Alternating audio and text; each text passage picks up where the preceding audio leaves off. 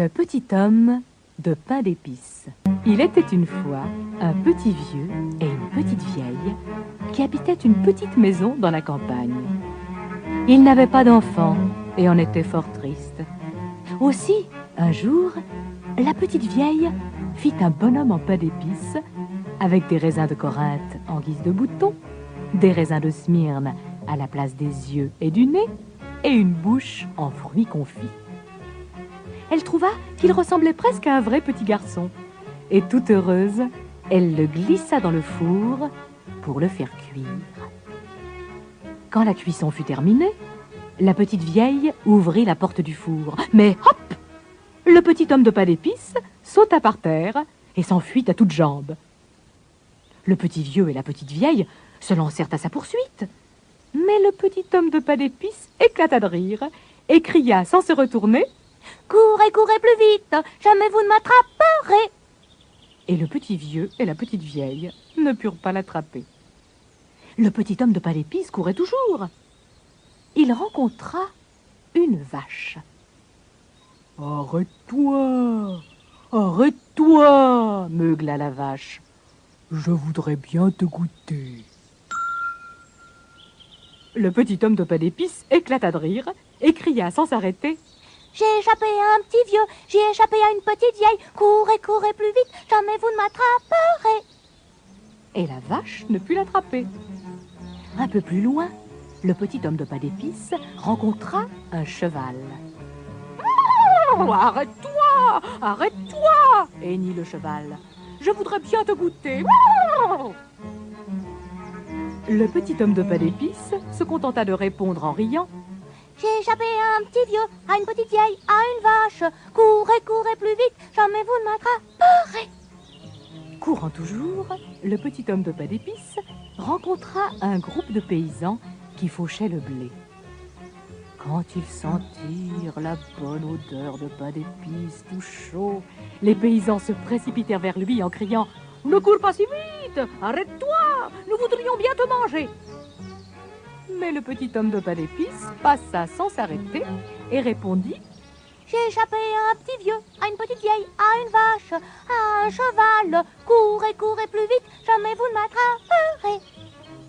Et les paysans ne purent l'attraper. Le bonhomme de pain d'épices était si fier d'avoir échappé à tout le monde qu'il se mit à chanter et à danser en pensant que personne, jamais, ne pourrait l'attraper. Quand il vit approcher le renard, le petit homme de pain d'épices lui cria: J'ai échappé à un petit vieux, à une petite vieille, à une vache, à un cheval, à des paysans. Courez, courez plus vite, jamais vous ne m'attraperez. Mais je ne veux pas t'attraper, susurra le renard qui s'approchait de plus en plus. Ne t'essouffle donc pas comme ça.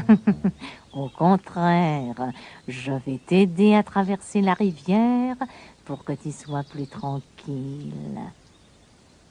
Une fois au bord de la rivière, le renard dit au petit homme de pain d'épices: Monte sur ma queue, je vais te porter jusqu'à l'autre rive. Le petit homme de pain d'épices monta sur la queue du renard et le renard sauta dans la rivière. Puis le renard dit: Tu es trop lourd. Grimpe sur mon dos, sinon tu vas te mouiller. Le petit homme de pain d'épices grimpa sur le dos du renard. Je crains que l'eau ne te mouille, dit le renard. Viens plutôt sur mes épaules. Le petit homme de pain d'épices s'avança sur les épaules du renard. Arrivé au milieu de la rivière, le renard s'écria: Oh, l'eau me vient jusqu'aux épaules. Oh, vite, saute sur mon museau.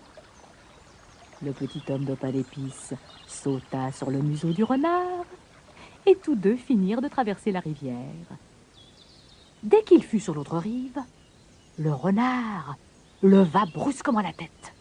Le petit homme de pain d'épices fut projeté en l'air et tomba dans la gueule du renard. Clac! Firent les dents du renard. Miam! Fit la langue rose du renard. Ouille! fit le petit homme de pain d'épices. Je vais être mangé. Clac, firent les dents du renard. Miam, fit la langue rose du renard. Ouille, fit le bonhomme de pain d'épices. Je suis à moitié mangé. Clac, miam. Ouille, ouille, je suis aux trois quarts mangé. Miam, miam, fit le renard. Et le petit homme de pain d'épices ne dit plus rien. Il ne dit plus jamais rien.